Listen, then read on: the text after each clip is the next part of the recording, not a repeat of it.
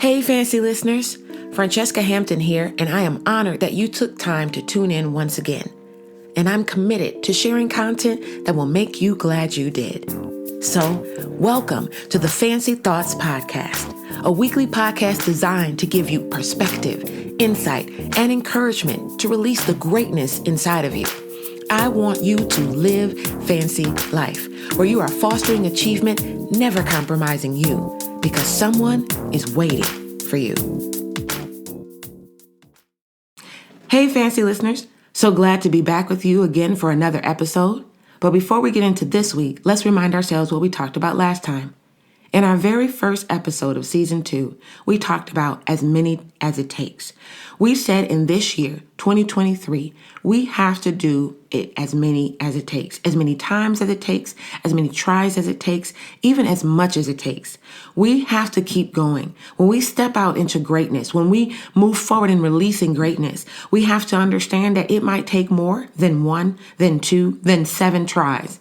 We have to be determined to pick it back up, try it again, start it all over again, step out one more time. But we have to keep going until we accomplish that which we were designed, purposed, and destined to do, because someone needs what's on the inside of us. And this is our year to do it. Now let's get into this week's episode 2 of season 2. I'm so excited for this year. Again, so many great things up ahead. This week's episode sits different with me. Even as I was preparing today, I was like, am I sure? I'm like, Lord, is this really what we want to say? And I went through different titles and different phrasing. I know that I need this, and I am confident that means somebody else needs it too. So without further ado, today's episode is titled, Go Ahead and Fail. And I know that sounds pretty weird, but the reality is failure is not a bad thing. Sometimes we have been conditioned to say, okay, I'm only going to get started on this when I know I'm going to get it right. As you have heard me say in our last season, I am a recovering perfectionist. I have to tell myself consistently it's okay if it's not perfect. And in reality, the truth is there is no such thing as perfect. There's always some imperfection, some flaw, some minor detail that if you look closely enough, you would see. But the reality is there is success, there is beauty in imperfection. But if I get stuck, speaking specifically just for me, if I get stuck worrying about it being perfect, what usually ends up happening is it takes me a lot longer to finish it. Sometimes I don't finish it at all. And I have wasted time to do something that actually ends up very close to what it would have been the first time. The thing that I want to encourage you, as I encourage myself about or with, is go ahead and fail. What that means is it is okay to do something and it not be exactly how you expected it to go. It is okay to do something and it fails. You know, the saying is, if at first you don't succeed, try and try again. A lot of times we focus on the success. Let's make sure that we succeed. Let's make sure that we get it done. Even in all of our fancy thoughts, what is the main thing that we're talking about? Releasing greatness, stepping forward, doing something that's going to impact and change your life and the lives of those that you were designed to impact and influence.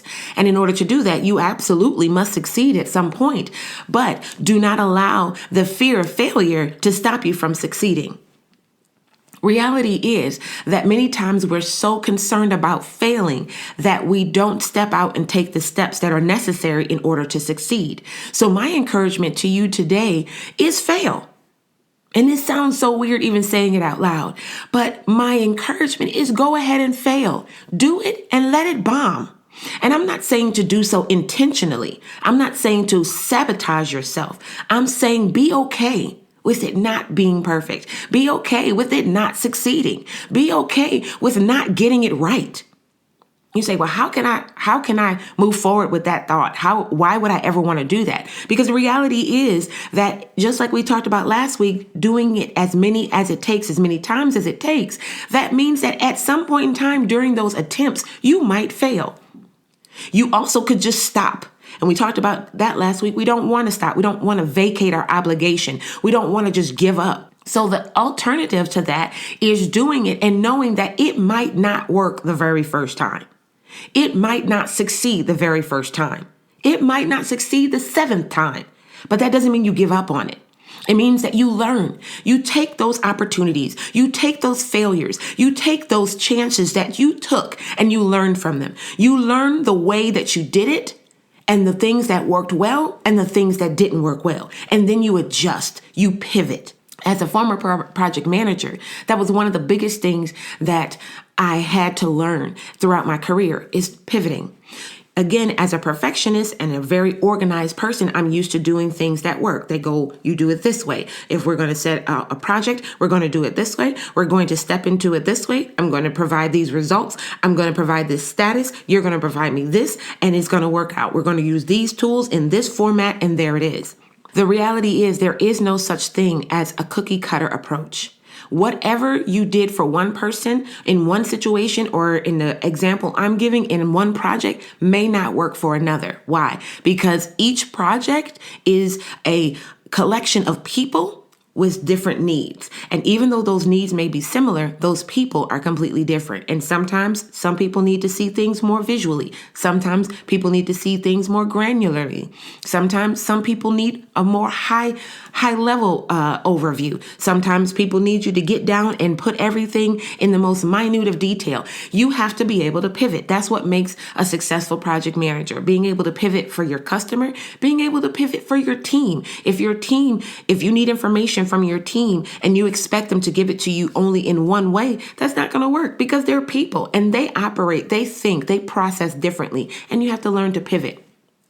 And I have been able to take that same mindset into so many different areas of my life, and it has proven successful. So even as I've stepped into doing things with fancy thoughts and live fancy and all of these different things, I'm learning to pivot. I'm learning that the way that I did it before may not work anymore. The way that I approached it doesn't work for the season, the time that I'm in now. And so I'm encouraging you to understand that it's okay to pivot. When you fail, you begin to learn those types of lessons. When you did something that once worked and now it's not working, it fails in this scenario, learn from it. When you stepped out and you got only so far and then it bombed, learn from it. Does that mean that it doesn't hurt or that it isn't disappointing? Of course not. Those times when we step out, and especially when we do so with great gusto and put all our effort into it, and then it goes awry, we're like, why? But the reality is, it's just a failure. Failure has become this big word like, it's looming over our heads. You failed, right? I remember I was playing a game on my phone and, you had to accomplish certain things at each level. And when I didn't accomplish it, it had a big old thing on the top of it that said, you failed. And I was like, wow, like for a game, just a game on my phone, why you gotta just say you failed? Like, can you just say lost or, unsuccessful or just say something? But it was so big and red and it just said fail. And I was like, that's mean. But the reality is it's just a word. Failing is just a word. It's just a description of a certain time period. It's just a description of a certain stage in the overall journey of your success. Oh, I like that. I'm going to say it again. Failure is just a stage in the journey of your success. So let's look at what it means to fail. Of course, you know me, I love my definitions. And so I looked up fail in the Collins Dictionary, and it simply means to be unsuccessful in an attempt at something or to do something. Failure is simply is being unsuccessful in an attempt. Notice it doesn't say to be unsuccessful. It says to be unsuccessful in an attempt. It means when you tried it, that time you were unsuccessful. The end. We have to remove the stigma that has stained the word fail and failure. We have to remove the negative connotation as though failing says something negative about you. It means that you stepped out and you tried something. You gave it your best shot and you were just unsuccessful in that attempt. That's all it means. Failure is simply being unsuccessful in an attempt. It doesn't mean you won't succeed. It means you simply need to try again. To fail also means to be unsuccessful in obtaining a desired end. And the reason that is important is because maybe you were successful, but just not in achieving that desired end. And sometimes we just need to pivot. Maybe the direction that you were going and the outcome that you originally planned for doesn't work. Maybe you were going out and you were targeting a certain market. Maybe you created a new product or a revised product that you felt was going to help a certain group of people. And in actuality, it is helping people, but just not the people you originally set out to help. Does that mean it's an overall failure? No, it means you were just unsuccessful in obtaining that desired end of reaching that group of people. But maybe it's time to pivot.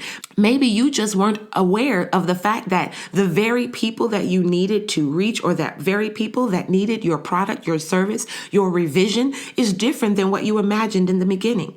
And that's okay. It's okay to recognize that our proposed end results aren't always the best for us. The Bible says that God has good plans for us, plans to prosper us and to bring us to an expected end. His end is excellent. It's perfect. It's well thought out. It's intentional. Our attempts to reach that end don't always seem to go exactly as we expected, because we may think it's going to end one way. And as we trust God more, as we follow his guidance more, he begins to show us that his end was different than ours, but better. And so sometimes as we're stepping out to do things, we may step out with an expected end that actually needs to be adjusted, or we need to pivot. And so in that case, technically, we failed. But if we simply take those lessons, make the adjustments, pivot, we will succeed. So what does it mean to succeed? It simply means to accomplish an aim, especially in the manner desired. Or it means to accomplish what is attempted or intended. That is what success means, to accomplish what is attempted or intended. So if you are unsuccessful in an attempt, try again so that you may accomplish what was attempted. If you are unsuccessful in obtaining a desired end, then you try again until you are successful, until you accomplish your aim in the manner and the way that you desired. Simply means try again. And that's why I think this goes so well with our first episode, because it is truly the discipline to try again as many times as it takes. And really to let go of the stigma, of the negativity, of the perception that failure means you failed. Failure means you're a failure, but that's not true. Failing simply means to be unsuccessful in an attempt. It simply means that the thing that you tried to do was not successful. So try again until it is. I want to just highlight a couple of successful failures to tell you that if you're in a place where things are not going the way that you originally intended, the attempts that you made are not being successful, you are in such amazing company. There are so many people who started out and they failed, but they were determined to keep going, and they are extremely successful. So I'm just going to name a few so you can think about that and remind yourself that you got this. You will accomplish this because somebody needs you to. The greatest basketball player of all time, Michael Jordan, was cut from his high school team. Walt Disney was fired from his job at a newspaper early in his career because they said he lacked imagination. John Grisham, one of my favorite authors, his first book, A Time to Kill, was rejected 28 times. 28 times. As many times as it takes. Albert Einstein was labeled mentally slow, and that was put on his permanent school record. Sir James Dyson suffered through 5,126 failed prototypes before he landed on the first working Dyson vacuum. Oprah Winfrey was fired from an early job as a television news anchor. Henry Ford's first 2 automobile companies failed. And finally, Steven Spielberg was rejected from film school 3 times. You're in great company. You got this. Keep going. Don't stop. Go ahead and fail. Thank you for joining us for the Fancy Thoughts podcast. I'm Franchesca Hampton, and I look forward to you tuning in again next week. And remember, you are well able, fully capable, and properly equipped to accomplish everything you were created for. So go and make this week a great one.